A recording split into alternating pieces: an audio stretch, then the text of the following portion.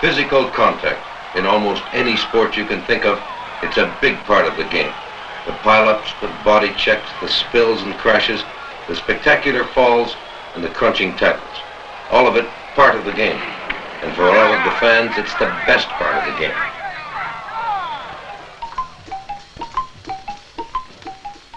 Now just think how each sport has developed its special equipment, its own battery of protective gear, pads, gloves, helmets, the protection where it's needed, so the fans can get what they want and the athletes can survive to play another game. A different type of contact is of the greatest hazard in the electrical utilities industry. You can get hurt, but as it is in sport, there's a variety of safety equipment to prevent that from happening. There's insulated hard hats, rubber gloves, and safety boots. There's line hose, insulator hoods, and blankets. But unfortunately, although they're all there, they're not always used properly, and sometimes they're not even used at all.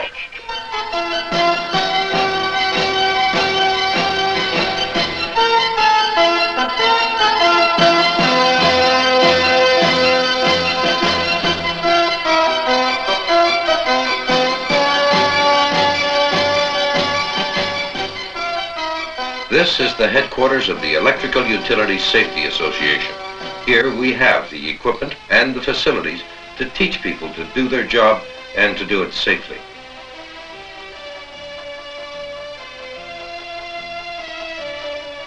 This man's job is accident prevention, your safety. He's been doing it for the past 10 years. And a lot of it starts right here at the Electrical Utilities Training Center. We've been operating the school for a number of years now. Linemen come here for 2 or 3 weeks at a time. And on the average, about 200 men go through the school every season. They learn new techniques, new equipment, and the latest and safest way of doing things.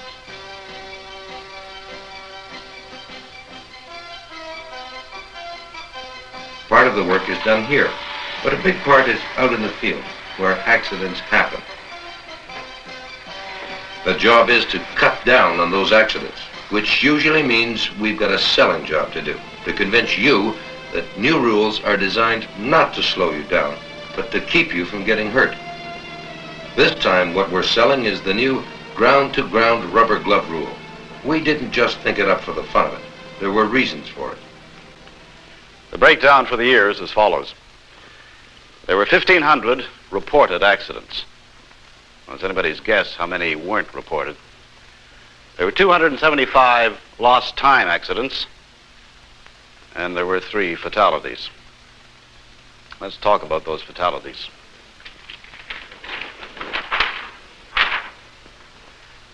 The first fatal accident happened in May of this year. It involved underground equipment. There were 3 deaths that year. The accidents happened on different jobs at different locations. But if there was one thing they had in common, it was a kind of fatal forgetfulness. A foreman and a lineman were involved in the first one, and some precautions had been taken. The transformer had been isolated, and the foreman had used a switch stick to open the line switch. It was when they began to prepare the conductors for connection that both men saw they were too long. The lineman decided to pull the slack into the primary compartment. Without thinking, he reached in with an unprotected hand.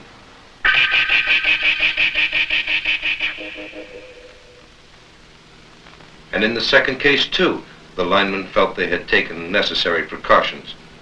Again, it was a routine job, the pole mounting and connecting of a distribution transformer. The men were fully experienced linemen. This was the sort of job both men had done 100 times before, without any incident. The transformer cutout and arrestor had been installed, and the drop wire had been connected and therefore energized to the top of the cutout. The copper secondary leads had been cut to the proper size and were being pulled up on a hand line. He reached over to get the leads with his right hand. At the same time, his left hand reached out .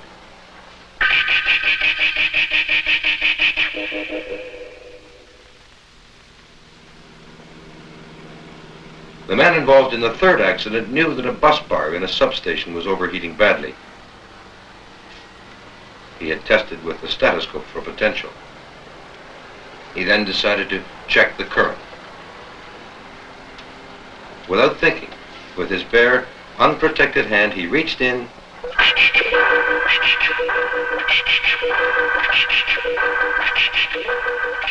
three different job situations, all of them routine, all of them jobs the men had done 100 times before, and all of them by men who knew what they were doing. And yet,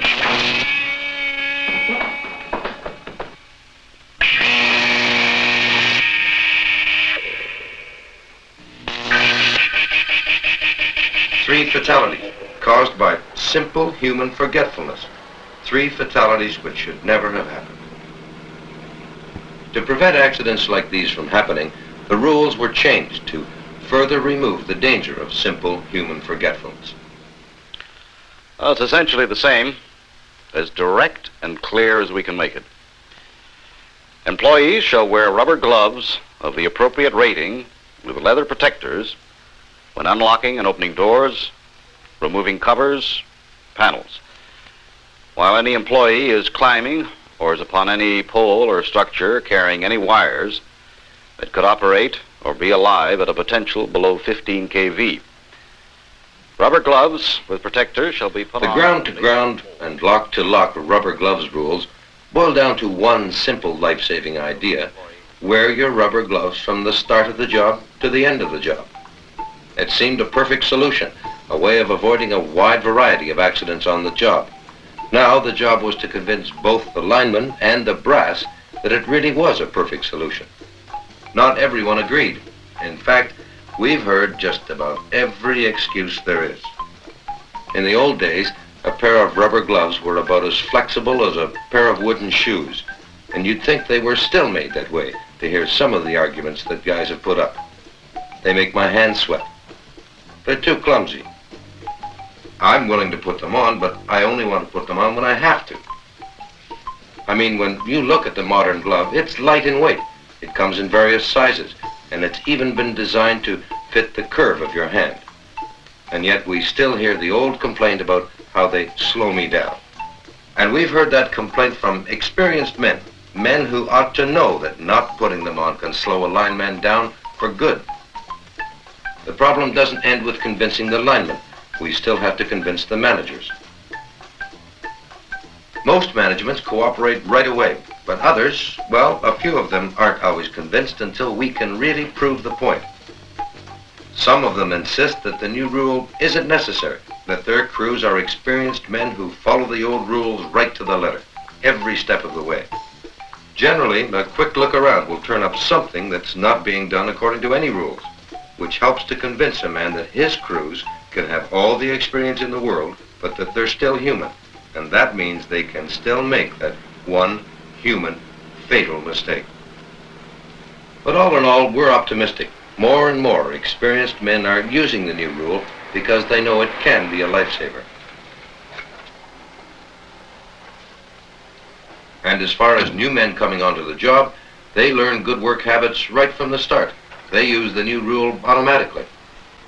Of course, good work habits can be discouraged and pretty quickly unlearned if you run into an old-timer who thinks he knows it all. I guess the kid earned his brownie points today. That's right. What about the rest of your crew? Are you kidding? If I applied that new rule of yours, half of them would walk off their job. It's not my rule, it's their rule, designed for their protection. Look, if we're ever going to... Oh, come on, Em. Come on, you keep talking about there. What are we talking about, a bunch of green kids? We're not talking about a bunch of green kids. We're talking about experienced men, guys who've been on the job for 10, 20 years. You're saying that accidents don't happen to experienced men? Yes. At least accidents that your new rule could affect. Look around. My men keep their wits about them. They follow every reasonable rule. I see to that. Mike, sooner or later, any one of us can get forgetful, distracted, not thinking defensively. No!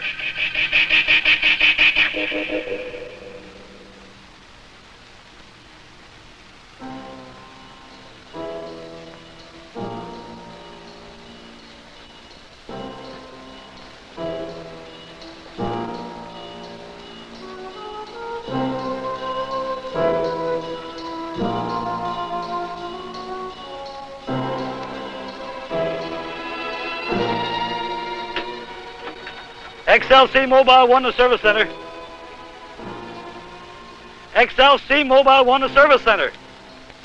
We've just had a bad one out here. Send the ambulance. We're at the corner of 4th and Grand. 4th and Grand. Out.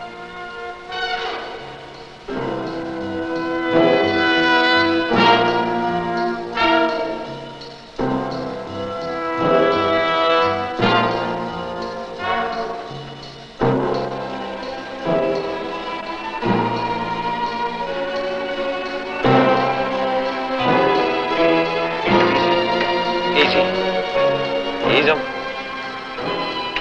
Careful. Careful with him. Get him down. Easy now.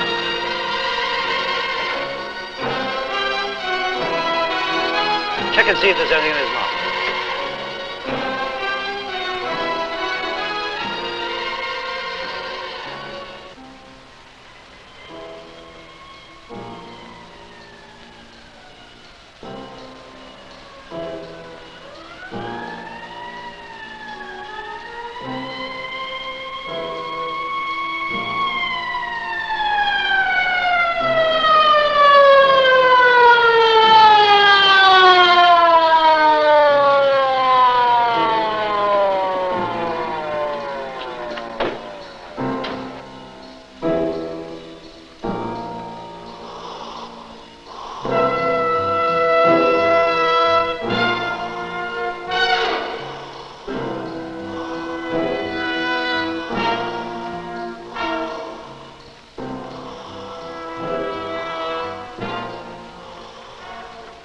Finally, when you come right up against it, there are no watchdogs or guardian angels that will prevent accidents from happening to the man on the job.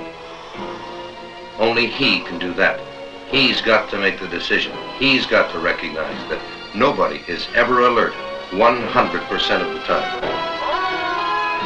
There's always the chance of that one moment of forgetfulness, that one moment that can be fatal.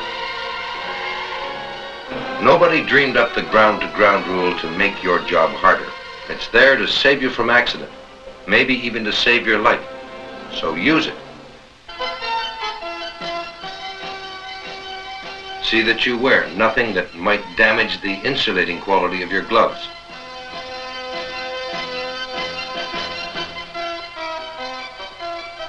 Before you start any job, check your safety equipment.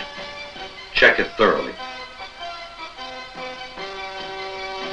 Make sure everything you're going to use is in top condition, and make sure you use it.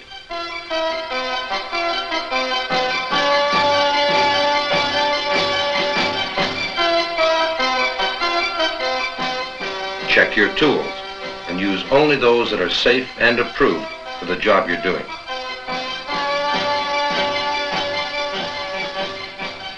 And from the beginning of the job to its end, from ground to ground and from lock to lock, wear your rubber gloves. They're your backup protection. They'll prevent electrical contact should you make that one mistake. In this business, you carry your life on your hands.